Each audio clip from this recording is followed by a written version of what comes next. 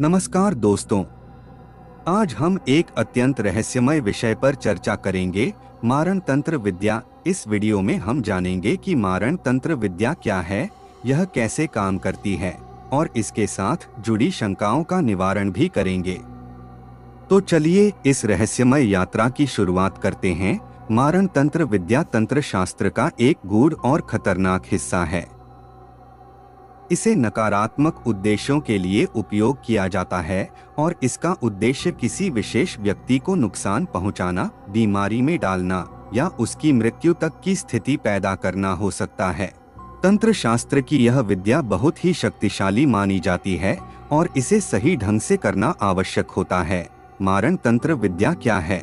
मारण तंत्र विद्या तंत्र मंत्र, यंत्र और विशेष अनुष्ठानों का मिश्रण होती है। इसमें साधक विशेष मंत्रों का जाप, तांत्रिक अनुष्ठान और यंत्रों का उपयोग करता है। इन प्रक्रियाओं का मुख्य उद्देश्य नकारात्मक ऊर्जा या शक्तियों को नियंत्रित करना और उन्हें लक्षित व्यक्ति पर भेजना होता है। मारण तंत्र कैसे काम करती है?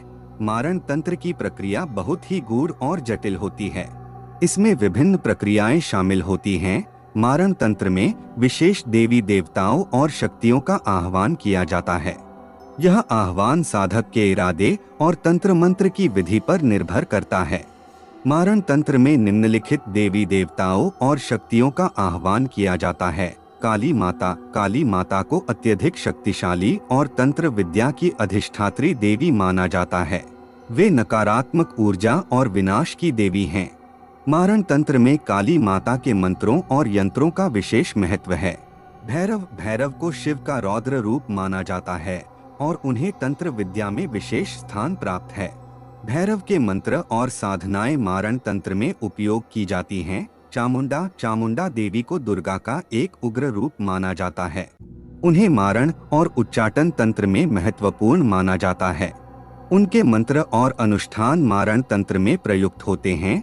शमशान काली। यह काली माता का एक विशेष रूप है जो शमशान स्थल पर निवास करती हैं। उन्हें तंत्र विद्या में महत्वपूर्ण माना जाता है। डाकिनी और शाकिनी। डाकिनी और शाकिनी को अघोरी तंत्र में विशेष स्थान प्राप्त है। वे शक्तिशाली तांत्रिक शक्तियां मानी जाती हैं और मारण तंत्र में उनका आह्वान किया जाता है। मारण तंत्र में देवी देवताओं का आह्वान विशेष मंत्रों और अनुष्ठानों के माध्यम से किया जाता है। यह प्रक्रियाएं अत्यंत गूढ़ होती हैं और केवल प्रशिक्षित तांत्रिकों द्वारा ही सही ढंग से की जा सकती हैं। इन मंत्रों और अनुष्ठानों में सही समय, स्थान और विधि का पालन करना अत्यंत आवश्यक होता है। महत्वपूर्ण ध्यान देने योग्य बातें। सावधानी। मारण तंत्र का उपयोग करना नैतिक और कानूनी दृष्टि से गलत माना जाता है। इसका उपयोग नकारात्मक उद्देश्यों के लिए करना बहुत हानिकारक हो सकता है। प्रतिक्रिया। तंत्र विद्या में यह माना जाता है कि यदि तंत्र का गलत उपयोग किया जाए तो उसका प्रतिकूल प्रभाव साधक पर भी पड़ सकता है। मारण तंत्र विद्या अत्यंत शक्तिशाली और खतरनाक मानी जाती है। इसका उपयोग बहुत ही सावधानी और सही मार्गदर्शन में करना चाहिए। किसी भी नकारात्मक उद्देश्य के लिए इसका उपयोग हानिकारक हो सकता है। मंत्र से व्यक्ति की मृत्यु कैसे हो सकती है? तांत्रिक विद्या में ऐसा माना जाता है कि मंत्रों में अपार शक्ति होती है। सही विधि से प्रयोग करने पर ये किसी व्यक्ति के मानसिक और शारीरिक स्वास्थ्य को गंभीर रूप से प्रभावित कर सकते हैं। मारण मंत्र और तंत्र का मुख्य उद्देश्य होता है मानसिक दबाव और तनाव, लक्षित व्यक्ति के मनमस्तिष्क पर नकारात्मक ऊर्जा का प्रभाव डालकर उसे मानसिक रूप से कमजोर करना। शारीरिक बीमारियां। नकारात्मक ऊर्जा से व्यक्ति के शरीर में विभिन्न बीमारियों को उत्पन्न करना।